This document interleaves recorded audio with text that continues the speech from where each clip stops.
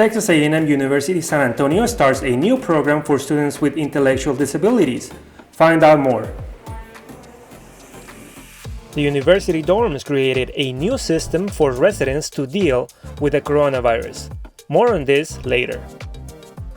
And in sports, the university's athletic program makes history, and the NFL crowns a new champion.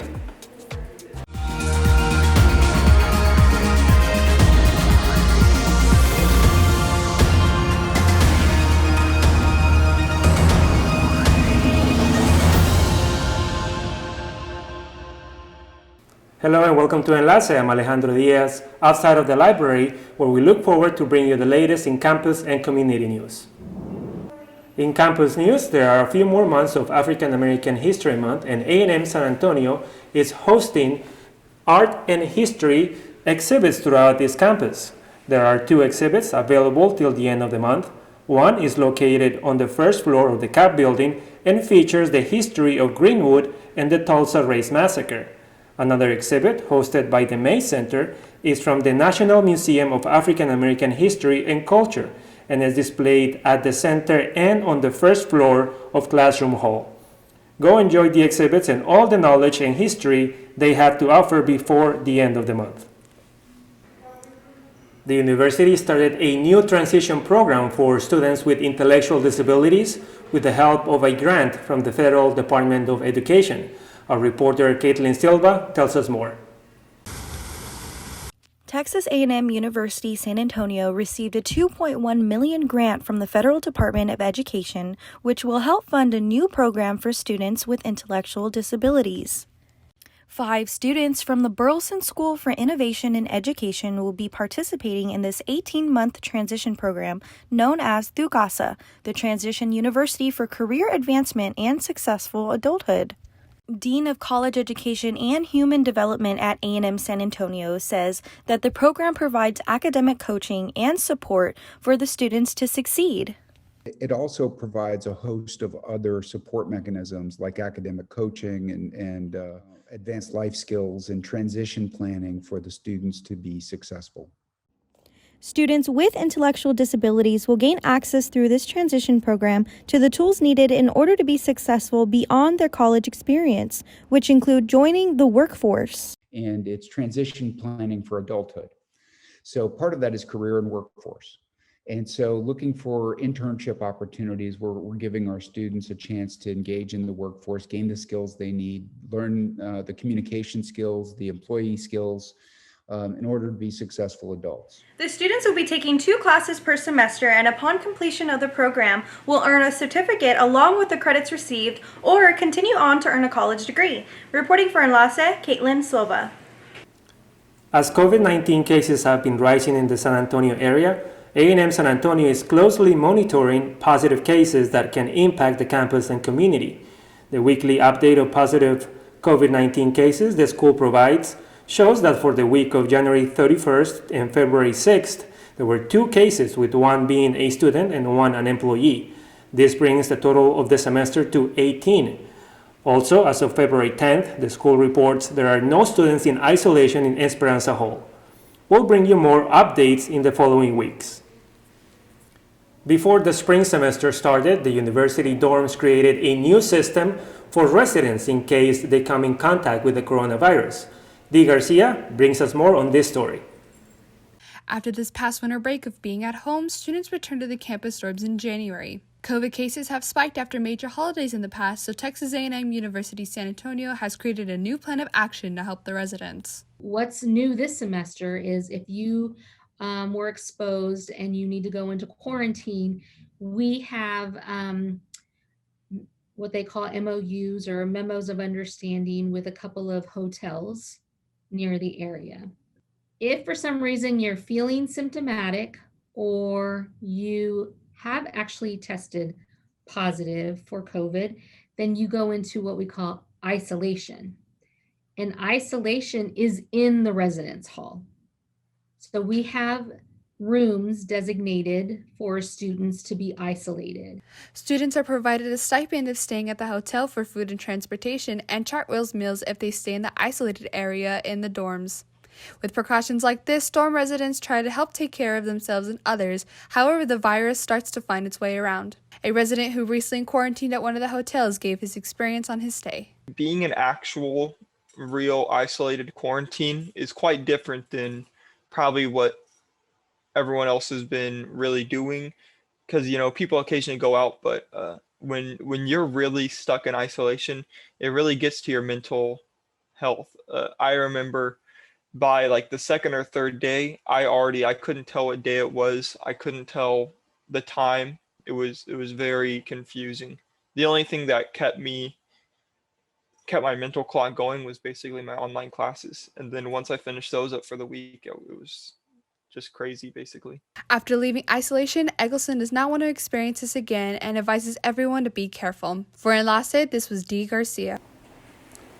The latest issue of El Espejo is available now on campus and through the elespejomag.org.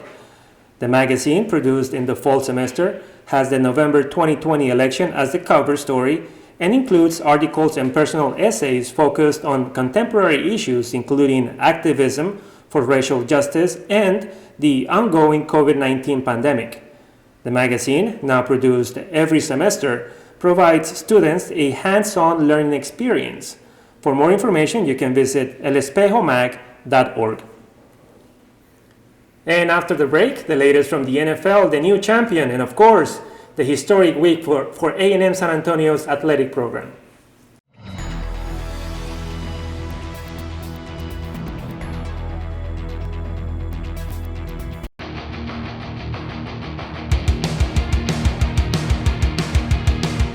Hello and welcome to Jaguar Sports. I'm Marshall Best, and let's get into the big game. In Tampa Bay, the Buccaneers destroyed the Kansas City Chiefs in Super Bowl 55 in what turned out to be a surprising blowout, 31-9. Tom Brady led Tampa Bay to its second Super Bowl in franchise history and earned his seventh ring in his career, which is one more than any team in NFL history. And Brady was also named the MVP after throwing for 201 yards and 3 touchdowns and cemented his legacy as the greatest player of all time. Tampa's defense was also outstanding, putting constant pressure on Chiefs quarterback Patrick Mahomes and not allowing the powerful Kansas City offense to score a single touchdown. Moving on to the NBA, the Spurs unfortunately were unable to keep their winning streak going.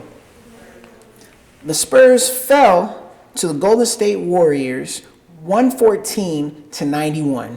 The Spurs had beaten the Warriors the previous night, but this time Steph Curry and company were just too much for the men of silver and black. The Warriors pulled away in the third quarter when they outscored the Spurs 36-20 and didn't look back. For the Spurs, 5 players scored in double figures, with Rudy Gay leading the way with 17 points in 24 minutes. The Spurs are currently in 6th place of the Western Conference with a 14-11 record and will face the Atlanta Hawks next. In a historic day for the A&M San Antonio athletic program, the Jaguar Softball team made its official debut in a doubleheader against the Celts of the University of St. Thomas in Houston. The Jaguars wasted no time to get their first W when Brittany Garcia knocked the first hit and scored the first run in the school's history that helped the Jaguars in their comeback to beat the Celts 6-5 in the first game of the doubleheader. Later on, the Jaguars kept that momentum going in the second game and won 5-3, earning their first sweep ever. Pitchers Ryan Limon and Ebi Rodriguez earned victories, with Rodriguez pitching a complete game. What a debut for the Jaguars! The softball team wasn't the only one that made its official debut this week. The Jaguars men's golf team also made history when they played in the Houston Classic. Southwestern Christian University hosted the tournament this past Monday and Tuesday. For the Jaguars, Donnie Harper and Javi Hazo both recorded top 15 finishes. Harper finished tied for 11th with a 22 over par and had a team best round of 73 in Monday's first round. The Jaguars finished 35 strokes ahead of Tabor College, and Southwestern Christian won the event with a team score of 31 over par. The Jaguars will return to action Sunday, February 14th and Monday, February 15th at the Claude Jacobs Collegiate Invitational in Victoria, Texas. Caleb Camarillo, one of San Antonio's best high school football players from South San High School, became one of only 3 football players to sign a Division I scholarship in school history. Robby Chavez tells us where Camarillo is going. It was a historic day at Southside High School as Southside's Caleb Camarillo became one of just a handful of players in Southside history to sign a Division I letter of intent for the United States Air Force Academy. Coach Locke had some thoughts. So there's no excuses for more not to sign, because colleges are coming around and they're viewing your film. Because when they watch them on film, they watch you on film. All right? So it can be done. Just recently, Caleb Camarillo had the play of the game in the San Antonio All-Star game on this throw deep to him. But now, the moment was here. The moment to make history. And Caleb Camarillo did just that. Let's hear it for Caleb Camarillo.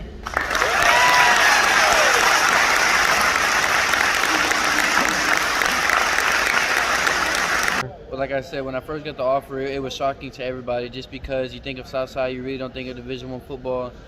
But I mean, now I hope it sets the standards for all the kids that were sitting in the bleachers today, that they know that anything's possible. If you just put God first and put all your priorities straight, pass your classes, and put work in the weight room and on the field, anything's possible. Reporting from Southside High School, Robby Chavez, Enlace. That's all we have for you today, but we'll see you next time with more Enlace. Remember to wear your mask every time you go out. See you next time.